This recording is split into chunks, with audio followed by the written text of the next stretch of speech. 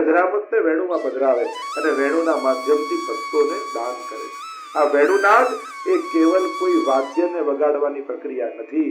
વેણુનાદ એટલે સુધાના દાન કરવાની પ્રક્રિયા છે. એ સાઉન્ડના પાત્રમાં, એ નાદના પાત્રમાં પ્રભુ સુધા પધરાવી લતા પતા ગાયો હરણીઓ વૃક્ષો સુધી પ્રભુ એ સુધાનું દાન કરે. બે જણા સુધાનું પાન જો આપણે ત્યાં કહ્યું. એક નકવેસર.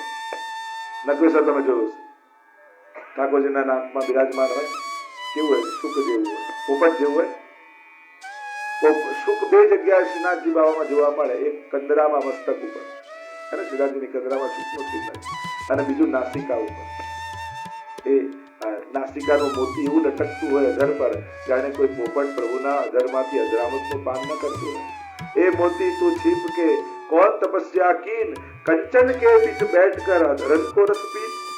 એટલે ગોપીઓએ પૂછ્યું કે એ મોતી તું છીપ કે, એ મોતી આ નકવેસરના લટકતા મોતીને ગોપીઓ પૂછે છે તે કયું એવું તપ કર્યું છે કે કંચન કે બીચ બેઠકર, સોનાથી મઢેલું હોય નકવેસર, બેઠકર અધરન को रस पी, અધરનું પાન કરે.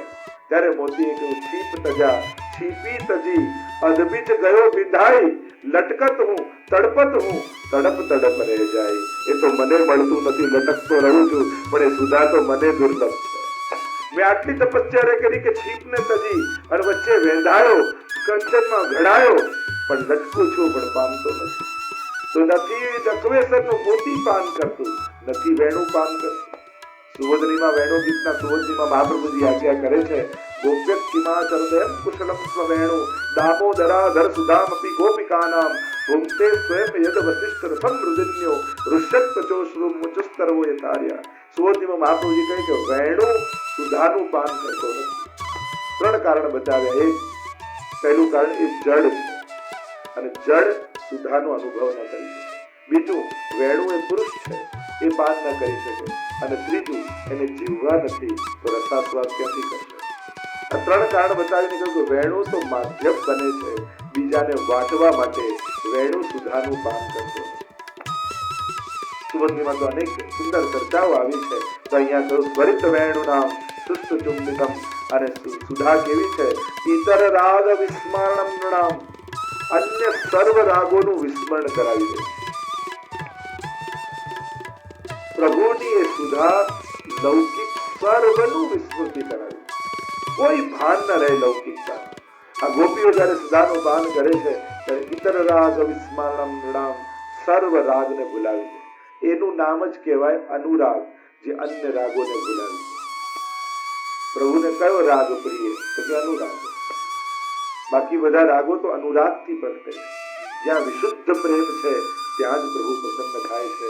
ત્યાં જ્યારે પણ ભાગવતજીમાં પ્રથમ સ્કંદમાં કથા આવે, જ્યારે નારદજી આવ્યા વ્યાસજી પાસે અને શોકમગ્ન વ્યાસજીને જોયા, ત્યારે સુંદર વાત કરતા કહ્યું, નયત વચશ્ચિત્ર પદમ હરે યશો, કે જેમ ગમે તેટલી અલંકારિત વાણી હોય, સુંદર રાગ હોય, સુંદર શબ્દોના પ્રયોગ હોય, પણ એમાં જો વિશુદ્ધ પ્રેમ નથી તો તદ વાયસમ તીર્થ, એ તો કાગડાના તીર્થ સમાન છે. પરમહંસોને આનંદ આવતો નથી. અને એનાથી વિપરીત કદાચ કંઠ ન હોય, શબ્દ ન હોય, રાગ ન હોય, તાલ ન હોય, પણ એને વિશુદ્ધ પ્રેમ હોય, પ્રભુ એનાથી પ્રસન્ન થાય.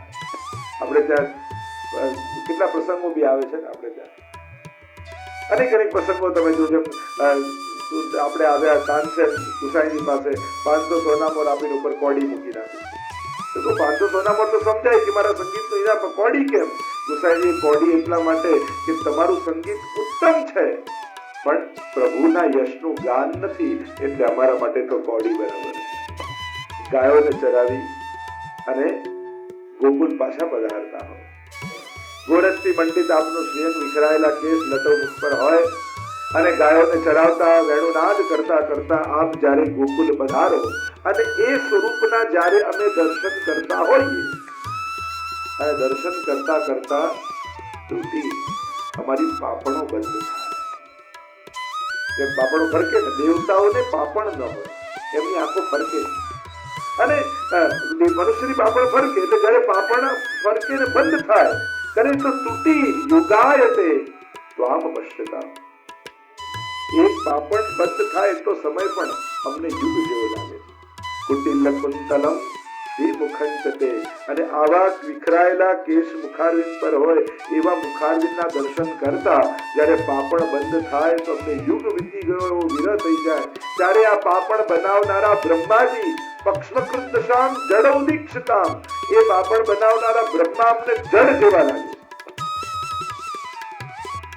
જડ ઉદીક્ષતામ પક્ષ્મકૃત દશામ, એવો આમને વિરહ થઈ જાય છે આપના દર્શન.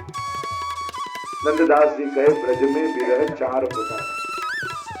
जो गोपीઓનો વિરહ કેવો કે પ્રભુના દર્શન કરતા પાપણ બંધ થાય તો યુગ જેવો લાગે. એટલે ચાર પ્રકારના વિરહ બ્રજમાં ગોપીજનોનો અનુભવ થાય. નંદદાસજી એમની મંજરીમાં કહે ચાર પ્રકારના વિરહ બ્રજમાં છે. એક પલકાંતર, બીજો વનાંતર, ત્રીજો દેશાંતર અને ચોથો પ્રત્યક્ષ વિરહ. અહીંયા જે વાત કરી છે પલકાંતર વિરહની વાત છે. એક પાપણ બંધ થાય તો અમને યુગ વીતી ગયાનો સમય લાગે. આવો વિરહ થઈ જાય. જો આપણે ત્યાં દર્શનનો શું પ્રકાર, લોકો આમ દર્શન કરવા જાય દોડતા દોડતા હવેલી જાય, પછી ઠાકોર સામે આંખ બંધ, પછી પાછા વળે ત્યારે જ આંખ ખોલે કે દર્શન કરવા ગયા હતા. અરે કર્યા ક્યાં? અહીંયા તો કહ્યું લોચન ભરી ભરી પીજે જી, લોચન ભૃંગ પીએ ઘણું તે પ્રગટ મુખ મકરંદજી, લોચન લાલચી ભય. એ રીતે પીવાનું કે પાપણ પણ બંધ ન થઈ જાય. એવી તત્પરતા, એવી લાલચથી પીવો એમ કહ્યું. લાલચી વ્યક્તિને કેમ થાય કે હજી મળે, હજી મળે, હજી મળે, હજી મળે, એમ આંખોમાં દર્શન કરતી સમયે આપણી બધી લાલચ મૂકી દેવાની. એટલે એમ થાય કે હજી દર્શન કરવું, હજી દર્શન કરવું, હજી પાન કરવું. એટલે આપણે ત્યાં આંખો બંધ કરીને નથી થતા, આપણે ત્યાં તો ધ્યાન રાખીને થાય કે દર્શન કરતી સમયે મારી આંખો ક્યાંક બંધ નથી જાય. આ પુષ્ટિ ભક્તિના, આ ગોપીઓના દર્શન. એક પલક બંધ થાય તો એક ત્રુટિ જેટલો સમય કેટલો કહેવાય? કમળના પત્તા ઉપર સોઈ ભોંકો ને એટલો સમય ત્રુટિ કહેવાય. અને યુગાયતે ગોપીઓને કેવો લાગે આટલો સમય? એક યુગ એટલે 4 અબજ 32 કરોડ વર્ષ. જાણે કે યુગ વીતી ગયો હોય એવો અમને સમય લાગે. વિચારો કેવો વિરહ ગોપીઓને થાય. એક પલક પણ આપણને તો ખબર ના પડે. આપણે તો ઠાકોર સામે હોય તો ફોન પર 10 મિનિટ વાતે કરી લઈએ. કોઈ ફ્રેન્ડ મળે તો હાય તો મળીને ગળે બેઠી જઈએ. લોકો ઠાકોરજી આગળ પણ કેવું કરતા હોય. બને તો કોશિશ કરજો ઠાકોરજી સામે બિરાજતા હોય ત્યારે કોઈ લૌકિક વ્યવહાર કોશિશ કરજો. હવેલીમાં જ્યારે પણ જાઓ, પ્રભુ સન્મુખ હોઈએ ત્યારે કોઈ પણ લૌકિક વ્યક્તિ સાથે લૌકિક વ્યવહાર નહીં કરો. ત્યારે આપણું એટેન્શન કેવલ ને કેવલ ઠાકોરજી સામે જ હોવું.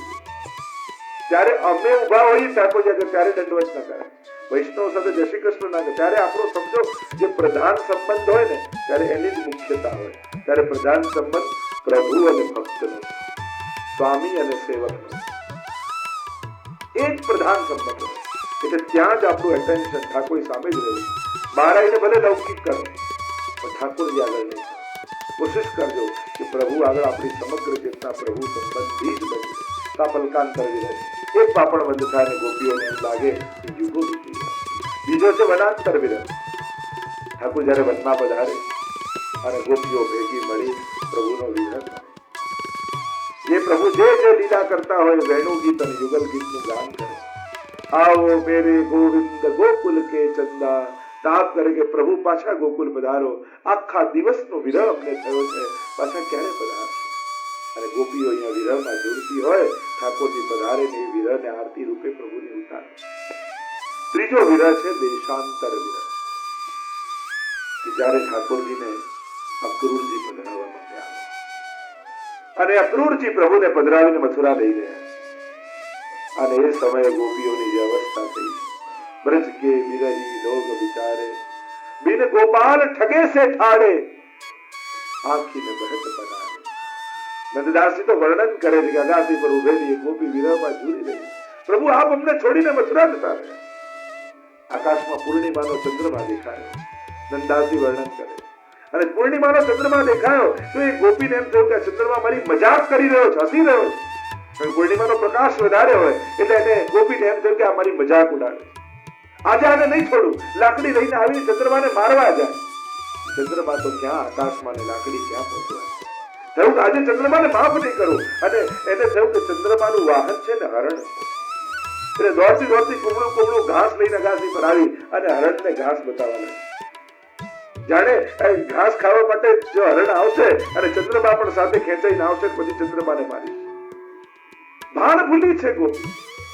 થયું કે કેમ બોલાવો, કોઈ ઉપાય કામ લાગતો નથી. યુક્તિ કરી, થાળીમાં જલ ભરીને લાવી અને થાળીમાં જલ ભરીને અગાસી પર મૂક્યું અને ચંદ્રમાનું પ્રતિબિંબ બોલ્યું. કહ્યું કે હવે ચંદ્રમા હાથમાં આવી ગયો, હવે મારાથી દૂર ક્યાં જશે? લાકડી લઈને જ્યાં મારવા જાય ત્યાં ચંદ્રમામાં લાગેલો કાળો દાગ દેખાયો અને શ્યામ રંગ દેખાતા ગોપીને શ્યામ સુંદરની સુધી આવી ગઈ અને ત્યાં જ મૂર્છિત થઈને ગોપી પડી ગઈ. કોઈ ન માંગે દાણ ન કોઈની આણ ન વાટે ફરતી, હવે કોઈ લજ્જાતી હસતા રાવ કદી ક્યાં કરતી. નંદ કહે જસુમતીને, માતા લાલ ઝરે લોચનમાં, માધવ ક્યાં નથી. જે દશા ગોપીઓની થઈ છે ત્યારે તો એક યમુના વહેતી, પણ વનાન દેશાંતર વિરહમાં તો ઘર ઘરથી યમુના બેવા લાગી. यार ये मथुरा काजर की रेखा, जो दिखते सोई कारे ब्रज के विरही. ત્યારે ગોપીઓ એ વૃક્ષ નીચે રાધાજી ઉભી છે અને જ્યાં નજીક આવે તો રાધાજી ઠાકોરજીનું ચિત્ર બનાવતા અને આખું ચિત્ર જોયું, અદભુત ચિત્ર પ્રભુનું બનાવ્યું અને જ્યાં જોતા જોતા નીચે આવ્યા તો પગ ચરણ. ઉદ્ધવજી જો રાધાજી ચિત્ર પૂરું તો કરો, ચરણ તો બનાવો. રાધાજીએ કહ્યું, એક વાર ચરણ વાલો આવેલો પણ અમને છોડીને ભાગી ગયો. આના ચરણ એટલે નથી બનાવ્યા કે અમને છોડીને ક્યારે જાય. अनेक अनेक गाथाओं देशांतर विरह ने गाई कि प्रभु जब मथुरा चले गए गोपियों की क्या दशा हुई. जब उद्धव जी को भेजा है, उद्धव जी समझावे, आम करो आम करो आम करो. प्रभु तो कणकणवा છે. સંદેશો લઈને આવે. ગોપીઓ કહે બારગામ ગયો હોય એનો સંદેશો આવે, જે મારા રોમ રોમમાં વ્યાપેલો હોય એ ચિઠ્ઠી લખે ક્યાંથી? અરે ઉદ્ધવ, એ તો તમારો કૃષ્ણ હશે મથુરા વાળો, અમારો ગોકુલ વાળો તો ગોકુલ છોડીને ક્યારે ગયો જ નથી. અરે ઉદ્ધવજી કે તમે ગાંડા થઈ ગયા છો, પાગલ થઈ ગયા છો, હમણાં મથુરાથી હું સંદેશો લઈને આવ્યો. ગોપીઓ કહે અમારો કૃષ્ણ ક્યાંય નથી ગયો, જો સંધ્યાકાલ થઈ હમણાં આવતો હશે. ઉદ્ધવજી કહે કૃષ્ણ તો મથુરા છે. ઉદ્ધવ તું જો વનની ઓર, અને જ્યાં વનની ઓર જોયું દૂરથી વેણુનાદ સંભળાયો. દૂરથી ઉડતી ડબરીઓ દેખાઈ, મોટી મોટી ગાયો આવતી દેખાઈ ને જ્યાં ગાયો હતી સામે શ્યામ સુંદરના દર્શન થયા. મૈયા ને કહ્યું, મૈયા આજ કે બાદ મેં કભી માખણ નહીં ખાઉં.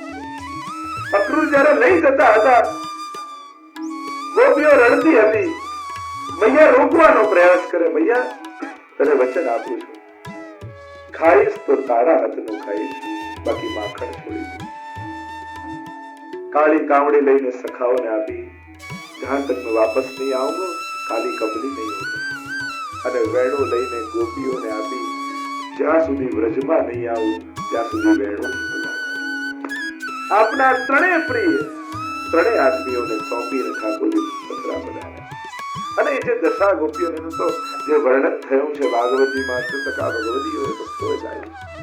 તો એ દેશાંતર વિરહ જબ પ્રભુ પધારે અને ચોથો વિરહ પ્રત્યક્ષ વિરહ. ઠાકોરજી સામે જ હોય અને ગોપીને એક ક્ષણ એવો વિચાર આવે કે હમણાં યશોદાજી બોલાવી દેશે અને પ્રભુ જતા રહેશે તો એ વિચાર માત્રથી ગોપી મૂર્છિત થઈને પડી જાય. પ્રભુનો એક ક્ષણનો વિયોગ એ ગોપીઓ સહન કરી શકતી નથી. આ પ્રત્યક્ષ વિરહ. અને એટલા માટે ગોપીઓ આ ગોપી ગીતમાં ગાન કરતા કહે, એવા ભાવથી ઠાકોરજીને જુઓ કે એ પણ તમારા સિવાય બીજા કોઈને જોઈ ન શકે. ત્યારે માનજો આજે દર્શન થઈ ગયા. ભલે ને ગમે તેટલી ભીડ હોય પણ એવા તાપ સાથેની સાથે જુઓ, એ પણ ઈચ્છે ને તો નજર ખંડી ના છે. કોઈ તાકી તાકીને આપણને જોતું હોય, આપણે ગમે તેટલી કોશિશ કરીએ ધ્યાન ખસેડવાનું, ધ્યાન ત્યાં છે પેલો જુઓ. ઠાકોરજીને એવા તાકીને જોવાના, એ ભગવાન બધે જોવાની ભલે ને કોશિશ કરે પણ એનું ધ્યાન આપણામાં જ રહે, એ બીજે ન જોઈ શકે, પેલો જુએ છે.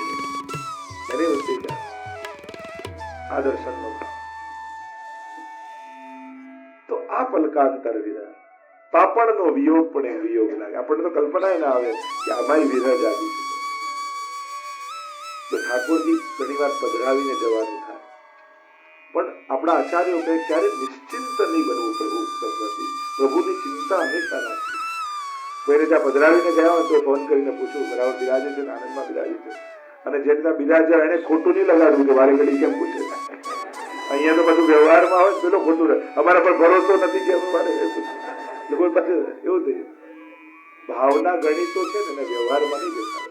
ભાવનાના ગણિત બધા જુદા હોય, એને વ્યવહારના ગણિત સાથે નહીં બેસાડે.